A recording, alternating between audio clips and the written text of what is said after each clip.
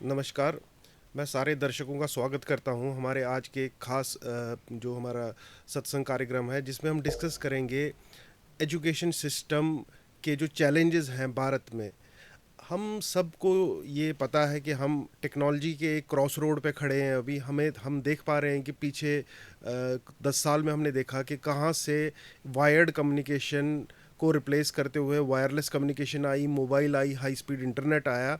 और आज हम एक ऐसे मुहाने पे खड़े हैं जहाँ पर कि एक ऐसी टेक्नोलॉजी, एक नई रेवोल्यूशनरी टेक्नोलॉजी इंट्रोड्यूस हो गई है दुनिया में, जो कि काफ़ी चीज़ें बदलने वाली है। वो है एआई। टेक्नोलॉजी बढ़ रही है, सारी चीज़ें बढ़ रही है, हमारे जो जो जीने का तरीका है वो दिन ब दिन बदलता जा रहा है। लेकिन हम देख पा रहे हैं कि जो एजुकेशन सिस्टम है, जो हमारे भारत देश का एजुकेशन सिस्टम है, वो कुछ स्टक सा लग रहा है कि वो बिल्कुल कंट्रोल में मूव नहीं कर पा रहा। तो आज इस खास बातचीत में हमारे साथ जुड़े हैं श्री शिवांग सत्य गुप्ता जी। शिवांग जी, आपका स्वागत है कार्यक्रम में। जय माता तो दी। जैसे सर मैंने बोला कि इतना सब कुछ बदल रहा है, टेक्नोलॉजी लैंडस्केप बदल रहा है। जो जो सिस्टम्स थे, पढ़ाने के भी सिस्टम थे, देखिए ऑनलाइन ऑनलाइन चीज़ इंट्रोड्यूस हो गई है।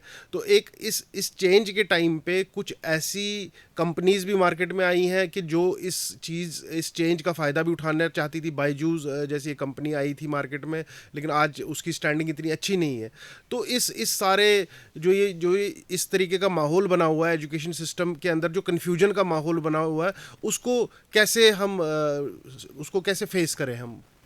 रिविश, आपने जो ये आज हमें इस पॉइंट पे लाया कि चैलेंजेस हैं एजुकेशन के, और जिस तरीके से आपने अपना कंसर्न बताया, ये एक ऐसा इम्पोर्टेंट टॉपिक है भारत के लिए ख़ास तौर पे, क्योंकि भारत एक डेवलपिंग नेशन है और बहुत जल्द डेवलप्ड नेशन बन जाएगा। आप ये देखें कि जो इंडिकेटर्स है ना, जो हम प्रैक्टिकल इंडिकेटर्स देखते हैं, वो समझने की ज़रूरत है। तो हम स्टार्ट करते हैं कि किसी भी देश को स्ट्रॉन्ग बनाने के लिए किन किन चीज़ों की ज़रूरत होती है, वो सबको पता है। लेकिन वो सारी चीज़ें जो हैं वो उसके सिटीजन्स जो हैं वो कंटिन्यू करते हैं। तो सिटीजन्स की जो जो इसको बोलते हैं ना आप, पूरी ग्रूमिंग, पूरी उनकी नॉलेज का पूरा उनका रिपॉजिटरी, वो कहाँ से आनी है? वो तो एजुकेशन से आनी है। तो सब लोग बात करते हैं एजुकेशन इम्पॉर्टेंट है, एजुकेशन पूरे वर्ल्ड के लिए इम्पॉर्टेंट है, देश के लिए इम्पॉर्टेंट है। तो उसी के बीच में आप देखें कि अगर हम इसको ध्यान से देखें तो आपको सारी चीज़ों का जवाब जो है एक हल्की सी ऑब्जर्वेशन से मिल जाएगा कि क्या एजुकेशन के लिए हम एक्चुअल में प्रोग्रेसिवली सीरियस हैं। तो मैं क्रिटिसिज्म नहीं करूँगा, मैं ऑब्जर्वेशन देता हूँ। लेट अस अंडरस्टैंड भारत की रिक्वायरमेंट इंडस्ट्री में क्या है, गवर्नेंस में क्या है, और ग्लोबली हमें किस किस्म की रिक्वायरमेंट्स हैं जो हमारे सिटीजन्स के अंदर नॉलेज होनी चाहिए, है ना। उसको देखते हुए जब आप देखते हो तो जो स्कूलिंग इंफ्रास्ट्रक्चर है हमारा, और जो हमारा अंडर ग्रेजुएट और पोस्ट ग्रेजुएट इंफ्रास्ट्रक्चर है यूनिवर्सिटीज़ का और रिसर्च का, आप ये महसूस करेंगे कि उसमें the time it was introduced in this system, जब गुरुकुल सिस्टम हमारी सोसाइटी से लिया गया और अंग्रेज़ों ने एजुकेशन सिस्टम दिया भारत को, जो उन्होंने खुद डिज़ाइन किया था, वहाँ से लेके आज 25 तक देर इज़ नो इंटीग्रेशन। सारे सिस्टम आइसोलेशन में काम कर रहे हैं। जैसे कि आप एक सब्ज़ी बनाते हैं, नमक प्याज, कोई तलना है, कोई भूनना है, कोई बनाना है, फिर एक रेसिपी। आपका सारा सिस्टम जो है, नमक डाल दिया, मिर्च डाल दी, सामान डाल दिया, कहने को तो वो एक मिक्सचर है, सोल्यूशन नहीं है ना। अब साइंस के स्टूडेंट है, जो लोग साइंस के स्टूडेंट मेरा प्रोग्राम देखेंगे, there is a difference between a mixture and a solution. Solution में पार्टिकल्स का एक साइज होता है, वो होमोजेनियसली मिक्सड होता है, तो उसका एक फ्लेवर, उसकी एक करेक्टरिस्टिक बदल जाती है। मिक्सचर तो होता है कि हर चीज़ें आगे पीछे दिख रही हैं। तो ये एक ना बड़ा पुअर स्टेट ऑफ अफेयर्स है, और जिसके बीच में हर कोई एक्सपेरिमेंट करता है। मैं अपनी बात करूंगा, आप मुझे बुलाते हो, एसपी स्मार्ट स्कूलिंग सिस्टम को काम कर रहा हूँ। आप ये देखो कि आप मुझे कब से जानते हो, 2000 से जानते हो, 2025 में बैठे हो। एजुकेशन के अलावा मैंने एजुकेशन से मैंने स्ट्रेटजीज बनाना सीखी, स्ट्रेटजीज को ही मैंने लगा के अर्थ न्यूज़ को डेवलप किया, और वेंचर भी कर रहा हूँ। स्ट्रेटजी सेम है, बट जो एक्सपीरियंस और जो कंसिस्टेंसी है एजुकेशन में, वो मैटर करती है ना।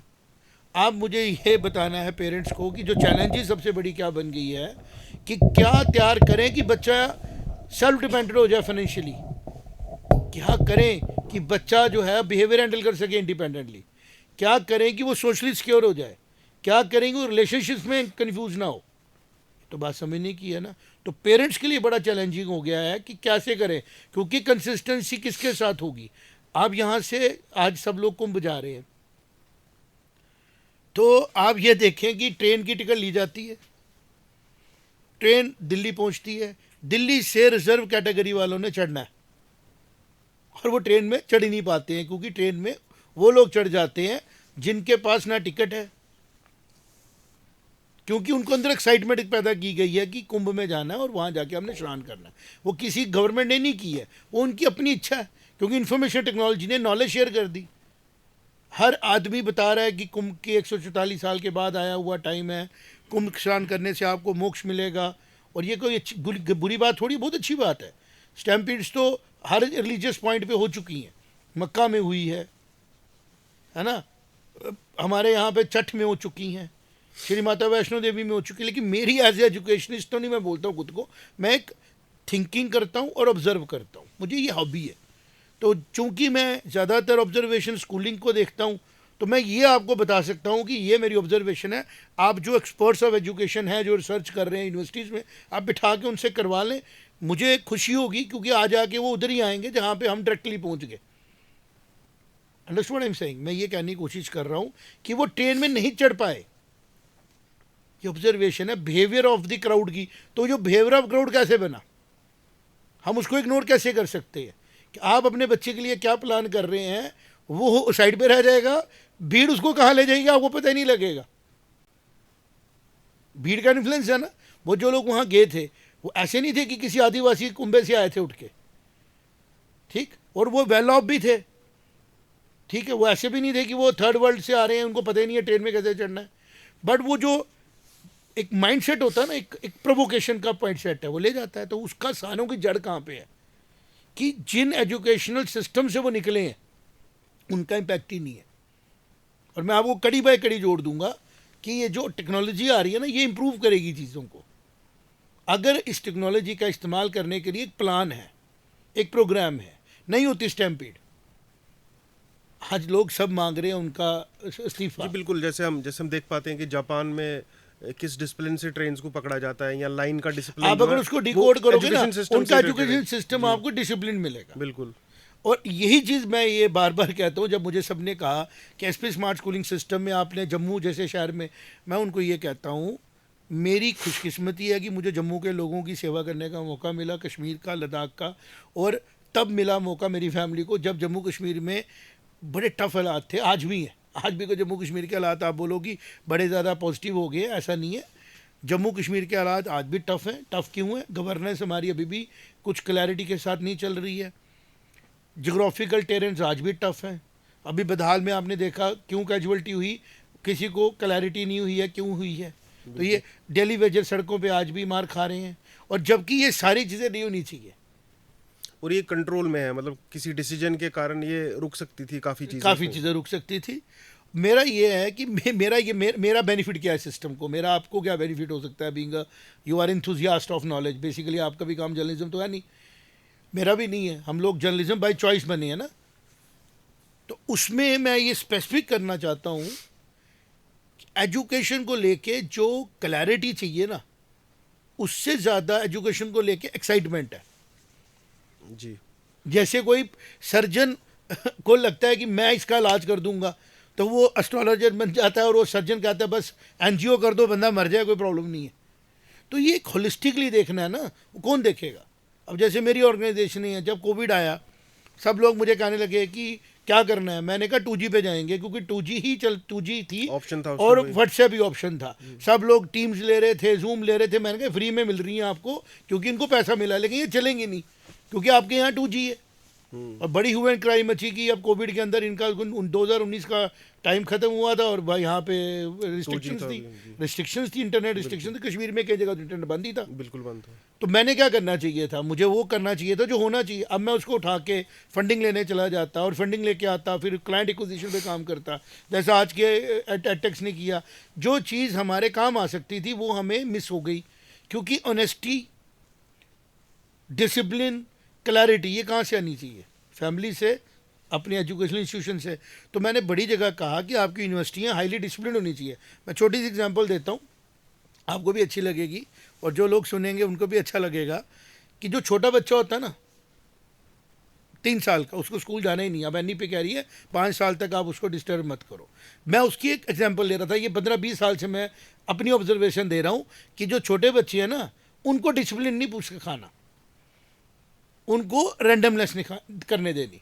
छोटा बच्चा एक दूसरे को पुलिंग भी करेगा, पुश भी करेगा, गिरेगा भी, उठेगा भी, यूनिफॉर्म भी नहीं पहनेगा, गंदगी भी करेगा ना, क्योंकि वो बच्चा है। तो वो 8-10 साल तक रॉ बच्चा एकदम अपनी उसकी सारी एक्साइटमेंट सेटल डाउन हो जाएगी। 10-12 साल की उम्र में आस्ता आस्ता आस्ता वो प्रोग्राम किया जा सकता है कि तुमने कैसे माहौल में रहना है, तुम्हारे कैसा कॉन्स्टिट्यूशन है। तो वो शुरुआत कहाँ से होगी? जब वो 12-15 साल की उम्र में, 12-14 साल की उम्र के बाद वो आहिस्ता आहिस्ता प्रोग्राम होना शुरू होगा, है ना।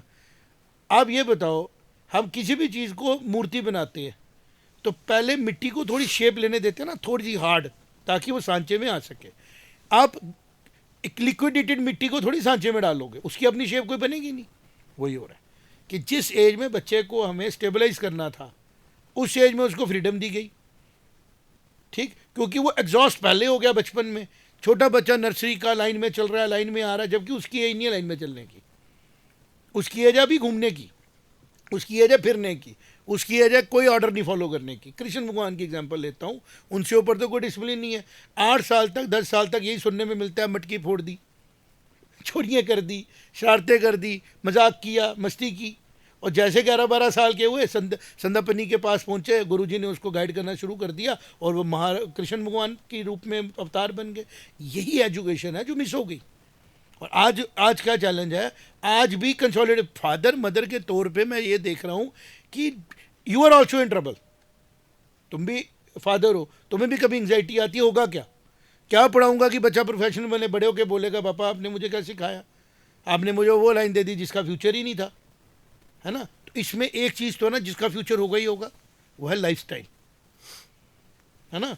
उसके लाइफस्टाइल तो दे सकते हैं ना मुझको। सर लाइफस्टाइल क्या होता है? मैं यार ज़्यादा वो नहीं बोल सकता हूँ कि सारी दुनिया गलत है, बट जो है वो है।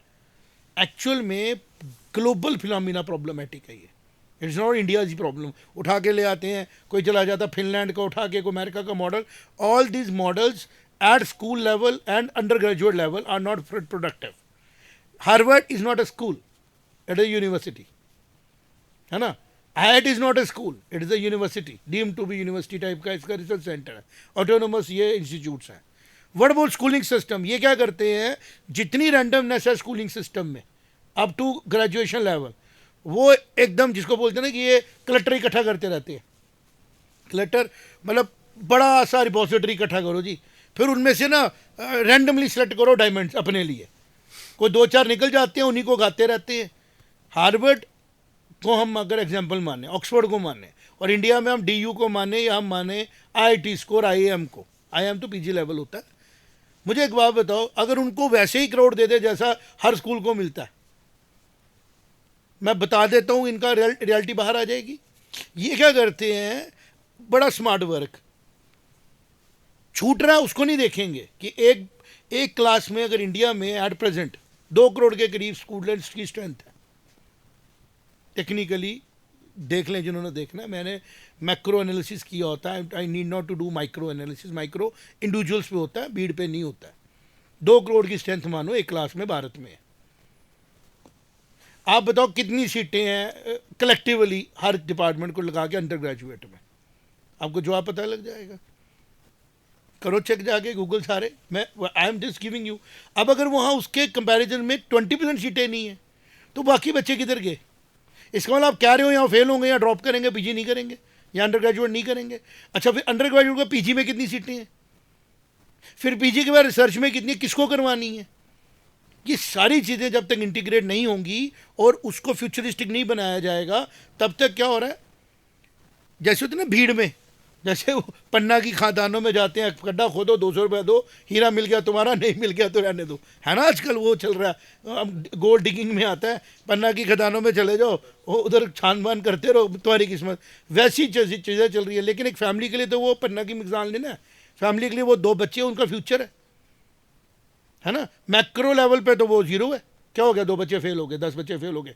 बट जब वो बच्चे फेल होते हैं ना, 65,000 65 लाख पैन इंडिया क्या फिनोमेना कैलकुलेट किया जाए, जम्मू कश्मीर के अंदर पिछले 2 सालों में मैंने चिल्ला के बोला सर 2 लाख से ज़्यादा बच्चा 9th 10th 11th 12th में स्टेट बोर्ड का फेल हुआ है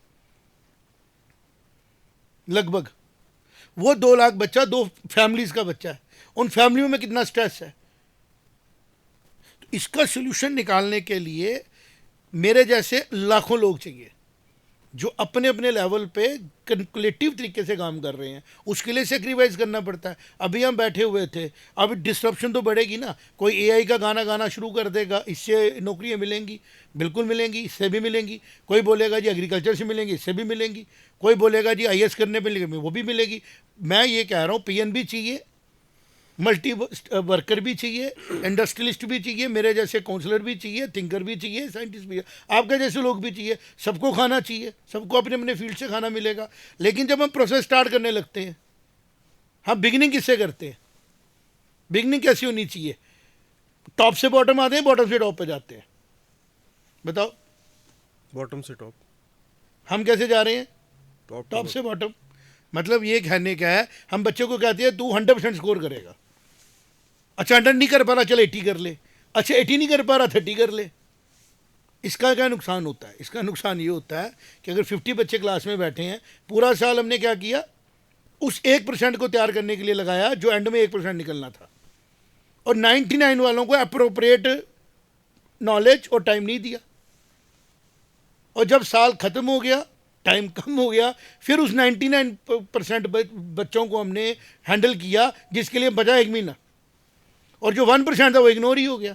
तो ना इंटेलिजेंसिया की जस्टिफिकेशन हुई और ना जस्टिफिकेशन हुई उसके साथ जो बच्चे बेचारे इस सिस्टम में पीछे छूट रहे थे। तो अल्टीमेटली क्या हुआ, भीड़ कर दो, स्टैम्पीड हो गई। क्योंकि ये स्टैम्पीड टाइम लगाती है दिखने में। बिल्कुल। जो अगर हम नीट का एग्जाम देखें, वो भी सर समय राणा के साथ स्टैम्पीड हुई है, एक तरीके से अलाहाबादिया के साथ स्टैम्पीड हुई है। जितना भी आप इंस्टाग्राम पे लोगों को देख रहे हो ना डिस्टर्ब हुए मेंटली, ये स्टैम्पीड का शिकार है। लेकिन ये एंजॉय नहीं कर रहे हैं, ये अब ये बेसिकली ना अपने आप से कनेक्टेड ही नहीं है। बेसिकली ये ऐसा भी दिखा रहा है, जो ये हम अभी जो वारदातें देख रहे हैं, समय रैना और जो अलाहाबादिया वाली चीज़ें देखी, अच्छी फैमिलियों से बिलोंग करते थे, फादर जो थे प्रोफेशनल थे दोनों के।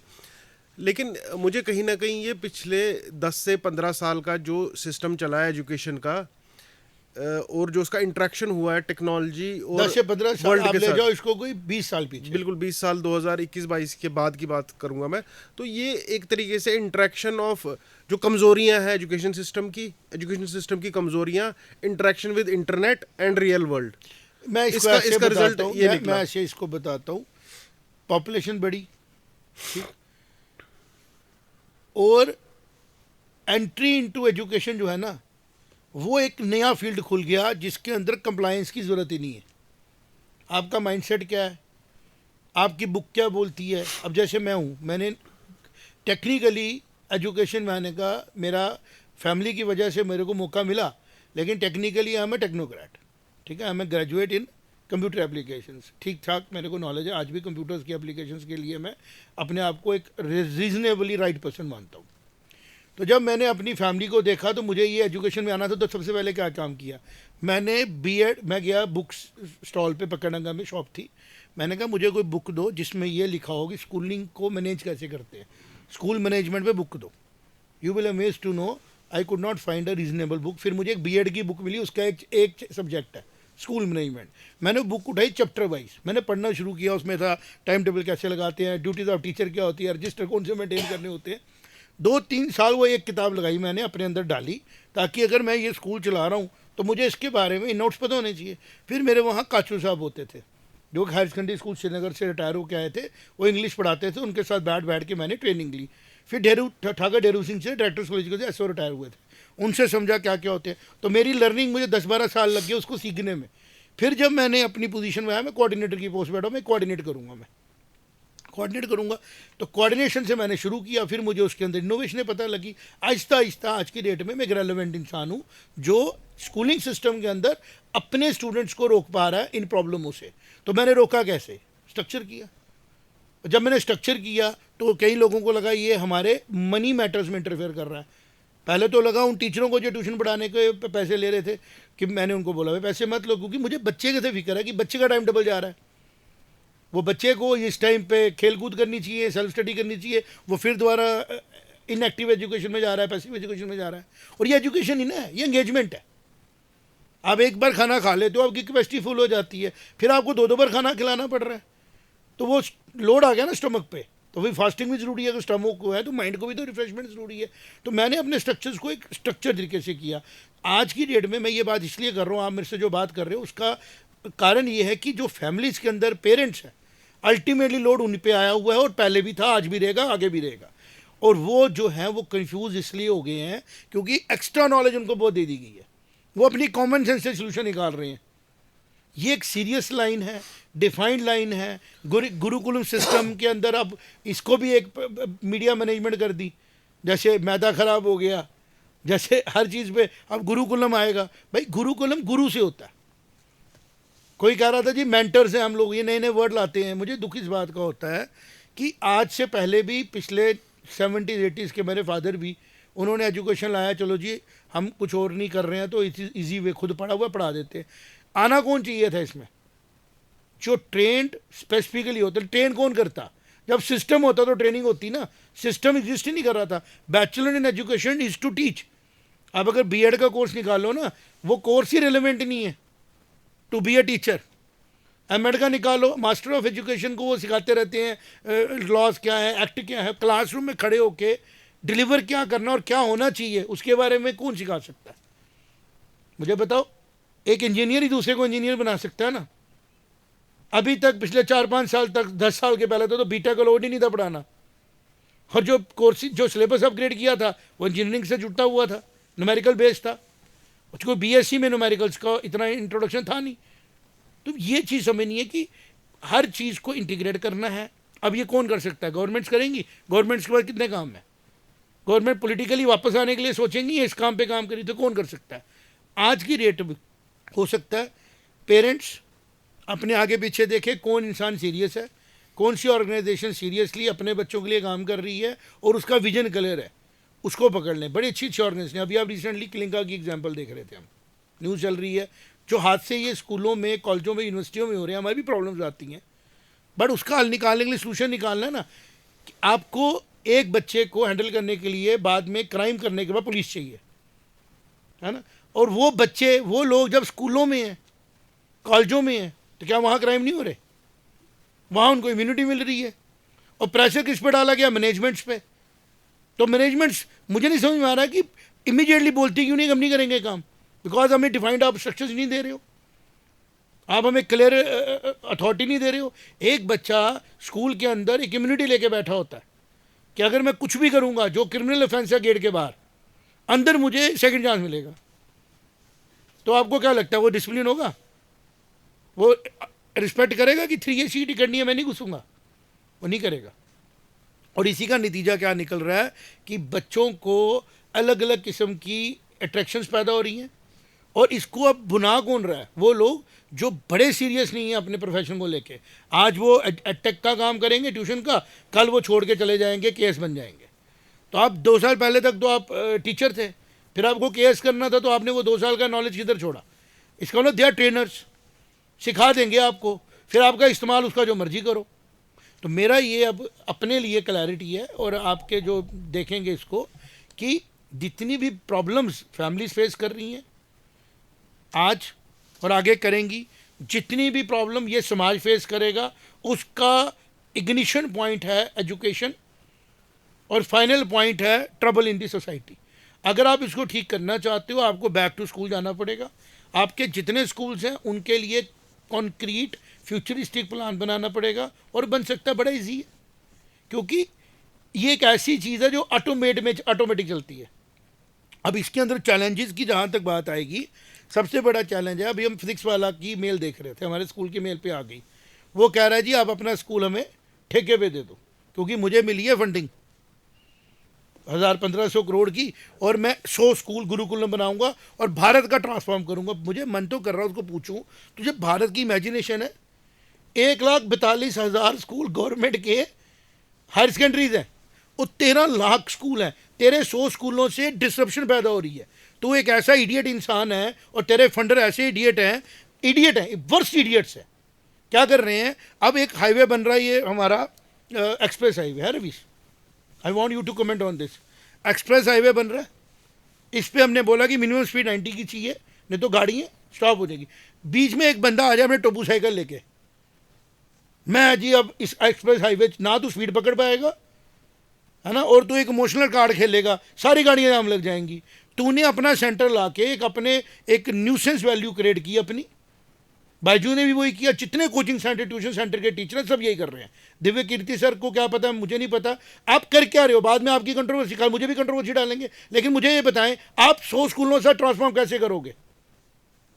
1,42,000 स्कूलों में से आप 50,000 के लिए प्रोजेक्ट लाओ, ला सकते हो? नहीं ला सकते हो। तो आप क्या करोगे? उनके लाए हुए प्रोग्राम्स में से बच्चा निकाल दोगे बाहर। फिर वो बच्चा क्या करेगा? 10 बच्चे उठेंगे, वो 40 की क्लास में बैठे हैं, लेकिन उनका माइंडसेट 2 लोगों से ट्रेंड हो रहा है। वो डिस्ट्रप्शन पैदा करेंगे या स्मूथ वर्किंग करेंगे? और डिस्ट्रप्शन पैदा करेंगे ना। उन डिस्टर्ब किसको करेंगे? 30 बच्चों को जो बैठे हैं, और एक्सेस कितने करेंगे? 10 बच्चे। उन 10 बच्चों को हम आइडेंटिफाई कर पाएंगे कि ये क्यों बोल रहे हैं, ये क्यों शरारतें कर रहे हैं? बोल पाएंगे। और डिस्टर्ब कितने होंगे? 40। अल्टीमेटली ये 10 इधर जाएंगे, 10 उधर जाएंगे, और जो पूरा इंफ्रास्ट्रक्चर है वो मिसगाइड हो गया, उसका कोई रेलेवेंस नहीं रहा। अभी लद्दाख में हमने देखा ड्रॉप आउट हुआ। आज कोई मुझे कह रहा था कि जो आप देख रहे हो कि 1 करोड़ बच्चा डाउन आया है, ये बेसिकली डबल एडमिशन्स थी। यार आप क्या कह रहे हो? आप कह रहे हो फ्रॉड हो रहा था इसका मतलब एजुकेशन डिपार्टमेंट में पिछले 10 सालों में। वो कह रहे हैं कि यूडाइस आने के बाद एनरोलमेंट डबल थी तो हमें गलत फिगर थी। यार व्हाट मजाक you are doing, it's a crime. वो 1 करोड़ लोग कौन थे जो स्कूलों के अंदर बैठे हुए थे?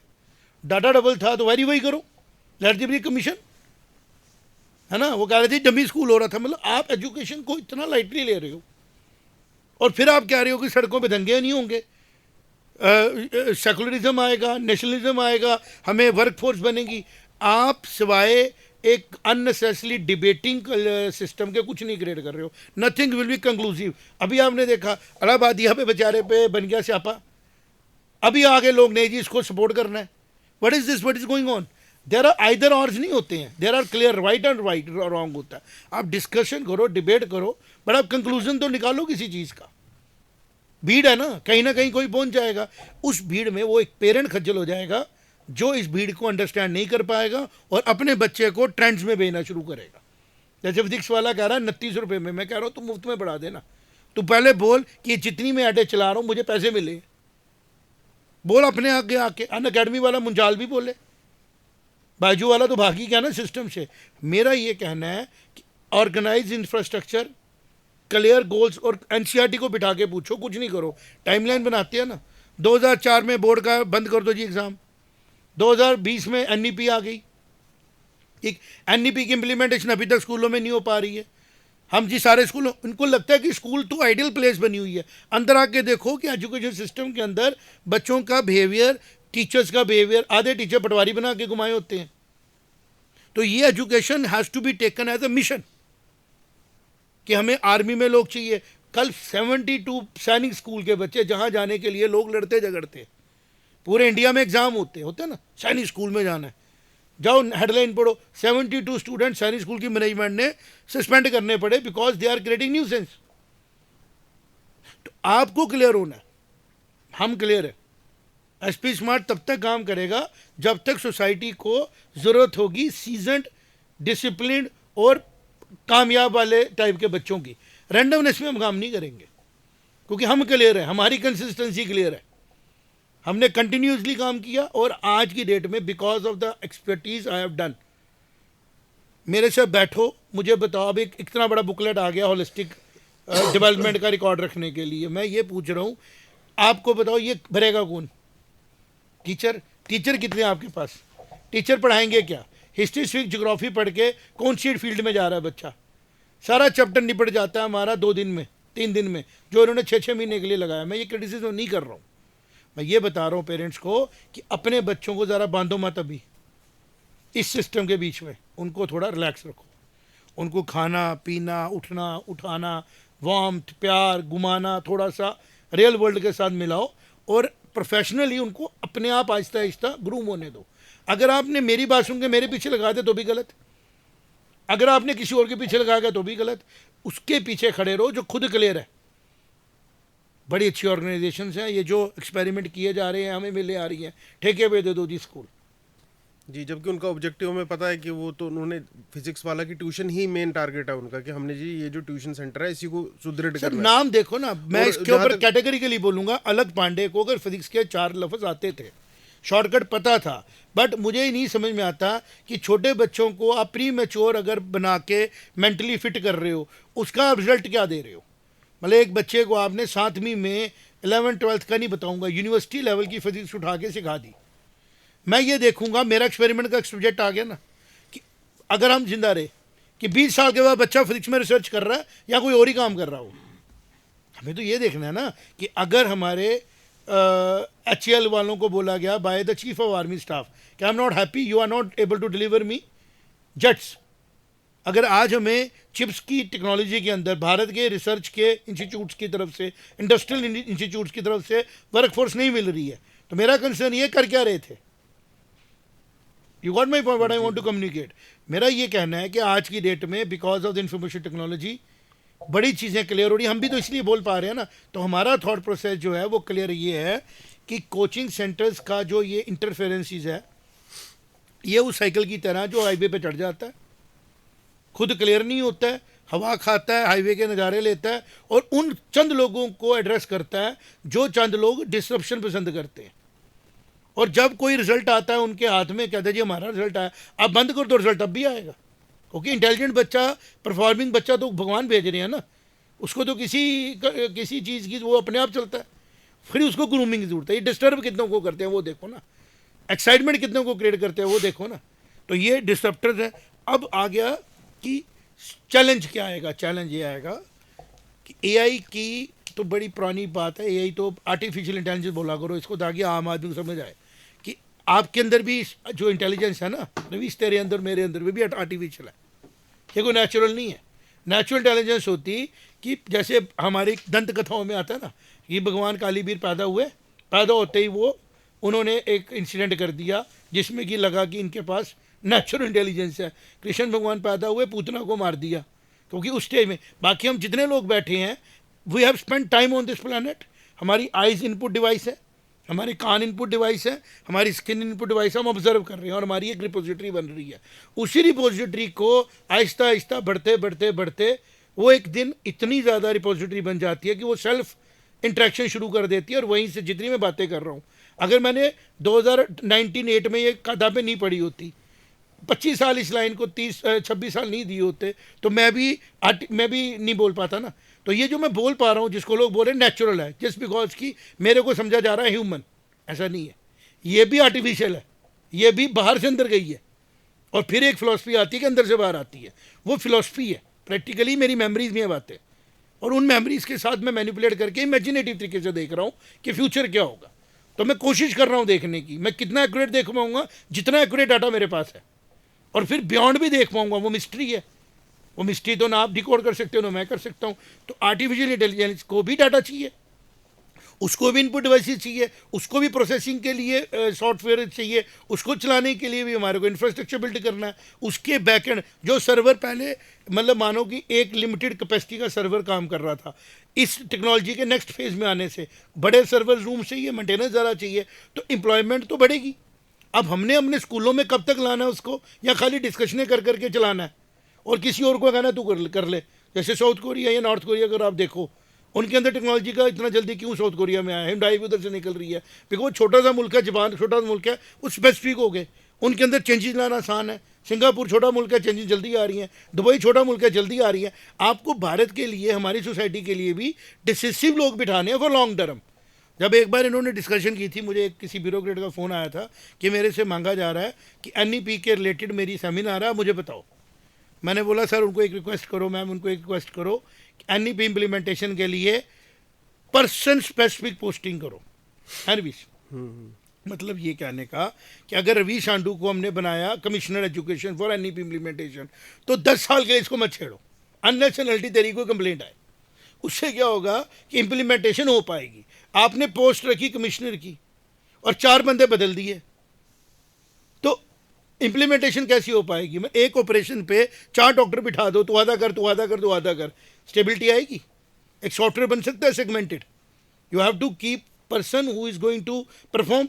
तो मैंने ये सजेशन दी, कहते ये आपने बड़ी काम की। मैंने कहा मेरी तारीफ मत करो, मेरी तारीफ आप इसलिए कर रहे हो क्योंकि मैंने 2.5 साल इस काम को दिया और मैं दे रहा हूँ, तो मैं स्टेबल हूँ। तो आज की डेट में जो लोग हैं जो एजुकेशन के साथ जुड़े हैं, अच्छे अच्छे लोग हर कंट्री में, हर स्टेट में होंगे, जो एक विजन रखते हैं, जिन्होंने परफॉर्म किया है, उनके साथ अलाइन कर लो अपने आप को। अगर आप सिस्टम के साथ अलाइन करोगे, सिस्टम क्लियर नहीं है। अगर हम सिस्टम की एसओपी की बात करें, 2000 सीबीएसई ने सबसे सारा एक्सपेरिमेंट किया बच्चों के साथ, किन इन्फ्लुएंसों में किया पता नहीं। आज भी सीबीएसई के अंदर जो इन्फ्लुएंसेस लगते हैं ना, वो एक थ्योरेटिकल इन्फ्लुएंसेस लगते हैं, ग्राउंड रियलिटी उनको पता होना चाहिए। हम शॉर्ट अपॉन बोर्ड है, अब नई बोर्ड चल पड़ी, बच्चों को फॉरन पढ़ाना, आईबी बोर्ड ले आओ। आईबी बोर्ड की अपनी स्पेसिफिकेशन है, वो बच्चा तैयार करेंगे कि हार्वर्ड को इनपुट मिले। हार्वर्ड इस टाइम हंटिंग कर रहा है पूरे इंडिया में कि मेरे को एक इंटेलिजेंस मिले तो मैं परफॉर्म कर पाऊँ, तो वो स्कॉलरशिप प्रोग्राम चला रहा है। तो इन सबके बीच में सोल्यूशन क्या है कि फैमिली बैठे, सिंपलेस्ट तरीके से पढ़ाई करे, सिंपलेस्ट, ताकि जो फ्यूचर में आने वाले चैलेंज है उसके लिए माइंड उनका फ्रेश रहे। तो इसका जो प्रॉब्लम है, मैंने आपको बता दी।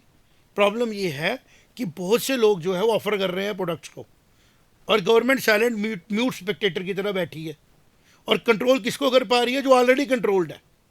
और जो कंट्रोल्ड ही नहीं है उनको कह रहे हैं कंट्रोल करेंगे, तो आप एक और मैस्करेड करोगे ना। अगर आपने एक्सप्रेस हाईवे बनाया था कि इस पर चलिए 90 की स्पीड की गाड़ी है ना, और एक साइकिल वाला चढ़ गया, तो आप कह रहे हो इसके लिए भी हम स्पेस बनाएंगे, फिर एक्सप्रेस हाईवे तो आपका मीनिंगलेस हो गया ना।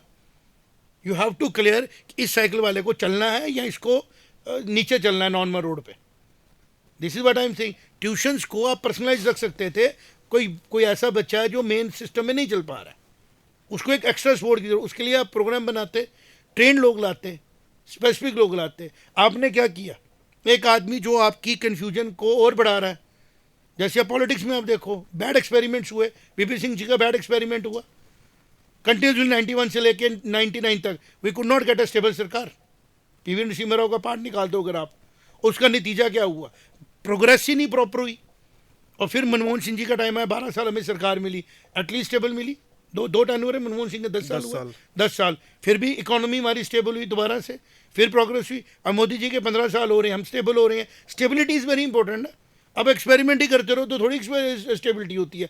आज एजुकेशन के अंदर स्कूलिंग लेवल की बात कर रहा हूँ मैं, और ग्रेजुएशन लेवल तक भी मोर एक्सपेरिमेंट्स आर बीइंग परफॉर्म्ड, और कॉन्क्रीट रिजल्ट्स के आने से पहले ही नई इंप्लीमेंटेशन आ रही है। उसी का नतीजा है कि स्कूलों को फिजिक्स वाला जैसे जो नॉनसेंस ब्रांड है, उन लोगों ने मेले करना शुरू कर दिया। और मजबूरी में क्या होगा, कुछ प्राइवेट स्कूल जो है वो इनके शिकार होंगे, और जो इनके इन्वेस्टमेंट फंडिंग करने वाले लोग हैं उनको लगेगा हमने भारत का एजुकेशन स्ट्रक्चर ही साबोटाज कर लिया, हम क्लासों में जो मर्जी पढ़ाएं, हम क्लासों में बच्चों को जो मर्जी नैरेटिव देते रहें, और बाद में इसका नुकसान कौन भुगतेगा?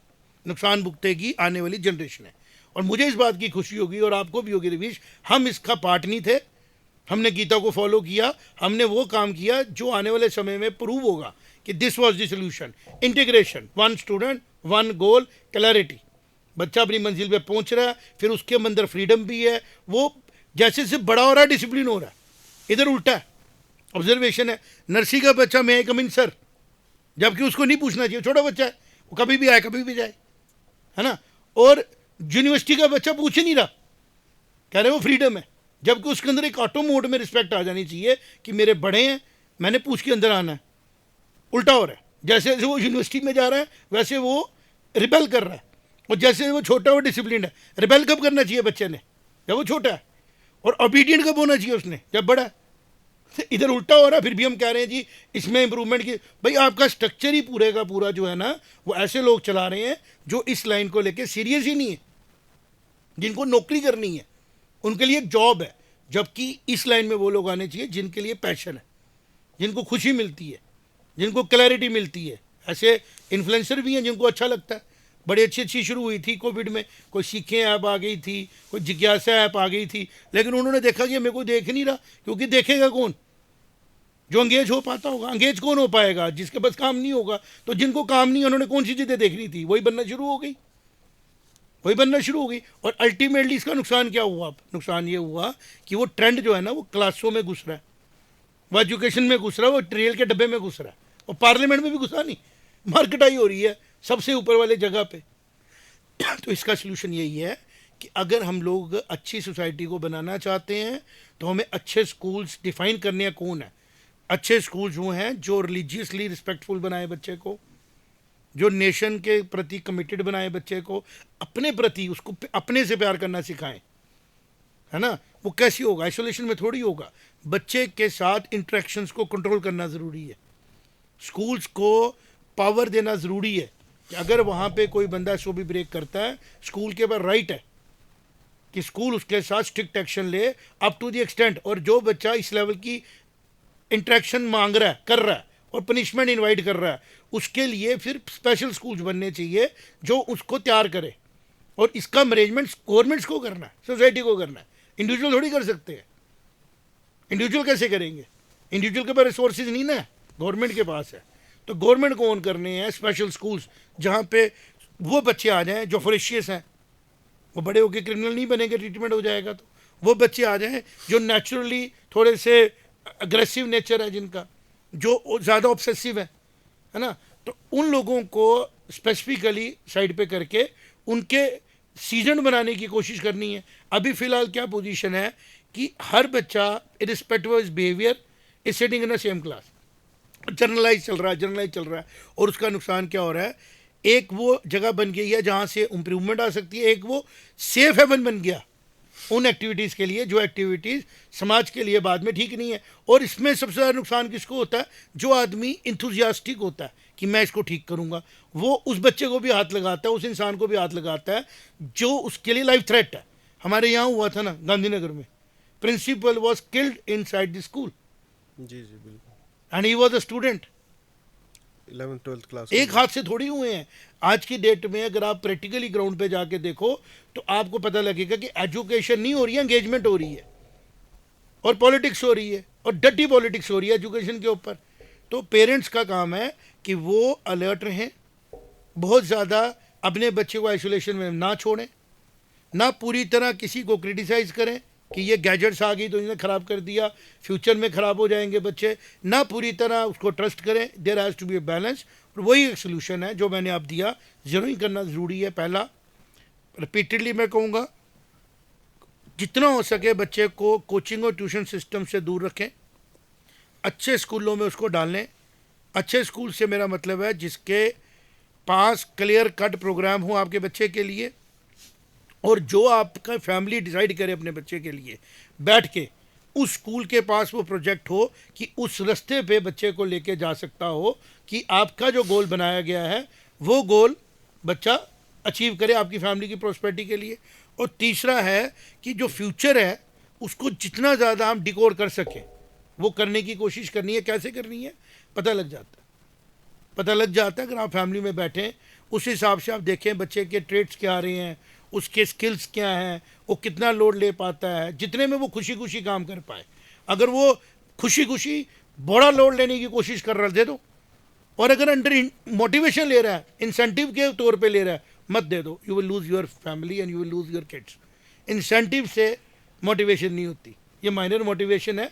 मोटिवेशन लॉन्ग टर्म की जो होती है वो बाय इंटरनल रीजंस होती है, और उसी के ऊपर पेरेंट्स का काम है बनाना। और अगर किसी वजह से पेरेंट्स को लगता है कि हम इतने अवेयर्ड नहीं हैं तो उनको कोशिश करनी चाहिए, सर्च करें। आज अवेयरनेस हर जगह मिल जाती है, और उसके अकॉर्डिंगली ही आप अपने आप को बच्चे के लिए पेरेंटिंग की तरफ ले जाएं। This is the border line. और क्या नहीं करना है, बार बार मैं एक बात बोलूँगा, कोचिंग सेंटर्स एडटेक चलाने वाले, फंडिंग से चलने वाले इंस्टीट्यूट्स आने वाले समय में और प्रेजेंट में भी, आज भी अगर भारत की कोई बॉडी जो एजुकेशन से प्यार करती है एक जेन्युइन रिसर्च करे डाटाबेस इन्फ्लुएंस के साथ, यू विल फाइंड कि these institutes have renewed the education process of the society. और जो ये मेंटर बन के घूम रहे हैं, ये मेंटर तो क्या, बच्चों के गार्डियन बनने के लायक नहीं है। और जो मोटिवेशन है ना, तो वो जो मूवी नहीं थी हमारी जिनमें हम देखते हैं कि मोटिवेशन तो शकुनी ने भी दी थी दुर्योधन को, और वो भी बड़ा इन्फ्लुएंशियल था। राइट एंड रॉन्ग मोटिवेशन जुड़ी होती है ना। तो मेरा ये कहना है कि जितना हो सके बच्चे के अपने सामने रखें, अच्छे सिस्टम में डालें। और अच्छा सिस्टम भारत का अभी बड़ा अपेरेंटली सबके लिए अवेलेबल नहीं है। आपको ढूंढने पड़ेंगे आपके नियर बाय स्कूल्स, लोग जो आपके बच्चे को मेंटरशिप भी दें, क्लैरिटी से चलाएं, और आप उसको इतना ग्लैमराइज ना करें कि वो खुद के ही प्राइड के अंदर प्राइडफुल हो जाए और फिर वो अलग से उनको एक कॉम्प्लेक्स हो जाए सुपरिटी का, जो आज की डेट में इन सब मेंटर्स को हो गया। जो लेते हमारे मिलियन व्यूज़ आ रहे हैं, तो शायद हमारे मिलियन व्यूज़ जो है वो हम लोग कोई इलेक्शन लड़े, एक ने इलेक्शन भी लड़ी अभी, बुरी तरह हार गए। तो जब तक ये हारे नहीं होते तब तक ये ट्रेंड सेटिंग करते रहते हैं ना। तो बच्चों को बचा के रखें सिस्टम से। और गवर्नमेंट का ये मुझे रिक्वेस्ट है कि जितनी जल्दी हो सके इस सेक्टर की तरफ सीरियस व्यू लें, और बहुत ज़्यादा एक्सपेरिमेंट करने की बजाय सिंपल चीज़ों को जल्दी से जल्दी इंप्लीमेंट करें। और वो जो मेरी एग्जांपल थी, डिफाइन रोड्स करें, डिफाइन रूल्स करें, और उसके अकॉर्डिंगली सबको चलने के लिए फोर्स करें। जी जी बिल्कुल, जैसे आपने काफ़ी डिटेल में समझाया कि जो ये एजुकेशन सिस्टम का जो कन्फ्यूजन बना हुआ है, ये किस तरीके से, कारण क्या है इसके बनने के, और इससे बचने का क्या तरीका है पेरेंट के पास। तो जैसे हम शुरू में मैंने एआई की बात की, तो मेरा स्पेसिफिक ये था कि आज एक टाइम पे शायद बच्चे को पड़ती थी ज़रूरत किसी मेंटरशिप की या किसी चीज़ का, क्योंकि ज्ञान का एक्सेस नहीं था, नॉलेज का एक्सेस नहीं था। आज के दिन हम देख पा रहे हैं कि चैट जीपीटी में आप पूछ के काफ़ी चीज़ें अपनी क्लियर कर सकते हैं। अगर इवन फिजिक्स केमिस्ट्री के हायर लेवल के भी न्यूमेरिकल्स क्वेश्चंस या कोई कॉन्सेप्ट, एजुकेशन कोई भी सब्जेक्ट को आप अच्छे से समझ सकते हो। तो इससे ये तो एक बात तय है कि जो ये सिस्टम चल रहा है ट्यूशन्स का, ये ज़्यादा दिन नहीं चलेगा अब, क्योंकि जो चीज़ को वो जिस यूएसपी पे वो काम कर रहे थे कि भाई आपको ज्ञान का अभाव है, हम देंगे आपको पैसे दे के, तो वो कुछ ही दिनों में फ्री में बंटने वाला है। तो लेकिन at the end of the day सरकार को भी ये समझना है कि देखिए आप जो युवा है, युवा फ्यूचर है देश का। जो आज हम पढ़ा रहे हैं यही लोग आगे 10 साल बाद देश को चलाएंगे, जिनको जिस तरीके से हम पढ़ा रहे हैं। तो हमें इनके जो भविष्य है उनके उसके साथ खेलना नहीं चाहिए, और अपने जो स्कूलिंग सिस्टम है और ये जो डमी स्कूलिंग है, इस चीज़ को बंद करके अपने मेन स्कूलिंग सिस्टम पे ज़्यादा फोकस करके बच्चों को उस तरफ डाइवर्ट करना मुझे चाहिए। एक बात बता रविश, बड़ा इंपॉर्टेंट है ये बात करना। आज हम देख रहे थे कि एक सीनियर आईएएस अफसर है इन जम्मू कश्मीर का, सीबीआई रेड हुई है और काफ़ी देर से उनकी इंक्वायरी चल रही है। व्हाट इट इंडिकेट्स, क्या उनकी स्कूलिंग ठीक हुई है? बिल्कुल। क्या आप उनको बोल सकते हैं कि उन्होंने एक सीरियस क्वालिफिकेशन ली है? जो ऑनेस्ट नहीं हो पाए, अगर अपेरेंटली उनके केस चल रहे हैं, और फिर अगर उनको इम्यूनिटी मिलती है, कितने लोग होंगे ऐसे जो पोस्टों पे बैठे हैं जिसके बारे में बात नहीं की जा रही है? सोसाइटी उसको एक लेवल पे एक्सेप्ट करती है, लेकिन प्रैक्टिकली तो एक्सेप्ट नहीं कर सकते ना। तो आप ये माने कि दोगलापन है ना, कि हम क्वालिफिकेशन को कैरेक्टर के ऊपर लेके जा रहे हैं। हम अपनी बात करेंगे, हमने अपने इंस्टीट्यूशंस के अंदर हर चीज़ की क्लैरिटी रखी है, हर चीज़ के ऊपर काम करते हैं। और ये एक बात बताऊं पेरेंट्स को, जो लोग कहते हैं ना कि हमें वो चीज़ें फ्री में मिले, nothing is free in this world. आपको अपनी हर चीज़ के लिए श्रम करना है, हार्डवर्क करना है। और एक विजडम की कहानी में सुनाऊं तेरे को, एक राजा ने कहा कि मुझे ना अपनी आने वाली जनरेशन के लिए विजडम चाहिए। तो उन्होंने 2 किताबें लिख दी बड़ी बड़ी। उन्होंने कहा यार इतनी कौन पढ़ेगा? उसने कहा 2 पेज आ गए। 2 महीने के बाद उसके गाइड के 2 पेज ले आए। उसने कहा मुझे लगता है मेरे बच्चे 2 पेज भी नहीं पढ़ेंगे। उन्होंने कहा 1 लाइन, नो फ्री लंच। आप हर चीज़ के लिए कॉस्ट बेयर करो। कॉस्ट डजेंट मीन पैसा, कॉस्ट मीन्स आपको उसके लिए जो रिक्विजिट देना ना, इनपुट, वो दो, आउटपुट आपको मिले। ये माइंडसेट बनाओ। अगर मैं चाहता हूँ कि मैं बच्चों को गाइड करूँ, तो पहले मुझे अपने आप को बर्न करना है, मुझे क्लियर होना है, मुझे अपने सक्सेस के पीछे नहीं भागना है, मुझे डिलीवरी के पीछे भागना है। सारी दुनिया इधर उधर चली जाए, अगर मेरी नॉलेज बेस कह रही है कि दिस इज़ राइट, तो आई हैव टू असर्टन 4 लोगों से डिस्कस करूं कि भाई ये मैं इम्प्लीमेंट करने वाला राइट है रॉन्ग है, और फिर उसकी रिपोजिटरी लेके डॉक्यूमेंट बनाऊं कि कल को अपने आप को चेक कर सकूं कि मैंने गलत दिया, डिसीजन लिया, गलत सही लिया। यहाँ तो मुझे दुख किस बात का हो रहा है कि एक्सपेरिमेंट पे एक्सपेरिमेंट चल रहा है। एक बच्चे को बोला जा रहा है तेरा टीचर कहीं बिहार के किसी कोने में बैठा है या बांग्लादेश में बैठा है या कहीं बैठा है, वो तुझे रिमोटली पर्सनल गाइड करेगा। जिस टीचर को बच्चे ने फिजिकली देखा नहीं है, जिस बच्चे को टीचर ने उसके एनवायरनमेंट को देखा नहीं है, मेंटरशिप क्या देगा? और बच्चा उसके हाथों से कहाँ पहुंचेगा पता नहीं लगेगा। Everybody wants to be counsellor, मैं नहीं बनना चाहता, मैं तो लर्नर हूँ। काउंसलर बनने का मतलब समझे दुनिया की कितनी बड़ी रिस्पॉन्सिबिलिटी की बात है ये। तो काउंसलिंग करने दे बुक्स को, जो सर्टिफाइड बुक्स है, महाभारत है, रामायण है, गीता है, शास्त्र है, कुरान है, बाइबल है, इन बुक्स को गाइड करने दे उसको। इन बुक्स तक लेके जाने के लिए उसको मोटिवेशन दे।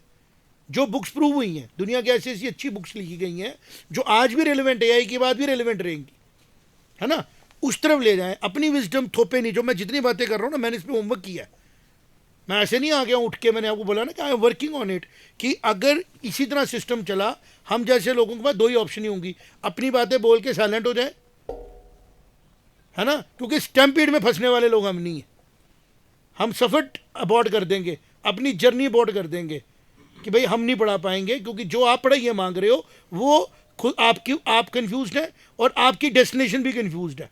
तो हमें जब वो क्लाइंट मिलेगा, वो स्टूडेंट मिलेगा, तो हम उसको पढ़ा देंगे, उसको अपनी सर्विस दे देंगे। और अगर आप लोग सोचेंगे हमें पढ़ा दो, फिर हम आपको यूज टूल ऑफ स्ट्रेस निकालने का निकाल लेंगे, मेरा स्कूल ख़राब था, मेरे सर ख़राब थे, मेरा सिस्टम ख़राब था, हम वो नहीं है। हम सारे काम ठीक से करेंगे। आपको देखना पड़ेगा कि आपकी नुकसान में ख़राब कौन है।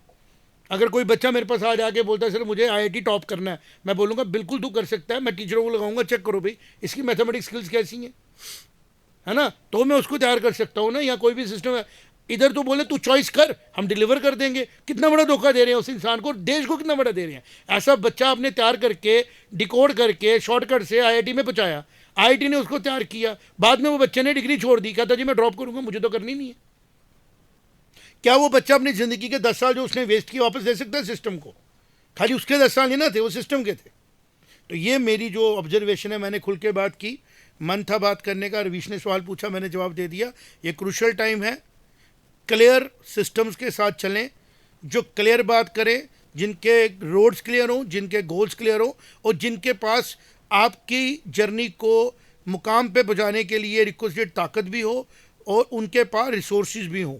और फिर आप देखें कि बेशक पूरी दुनिया में प्रॉब्लम्स आएंगी, आपके बच्चों को और आपकी फैमिली को प्रॉब्लम्स नहीं आएंगी।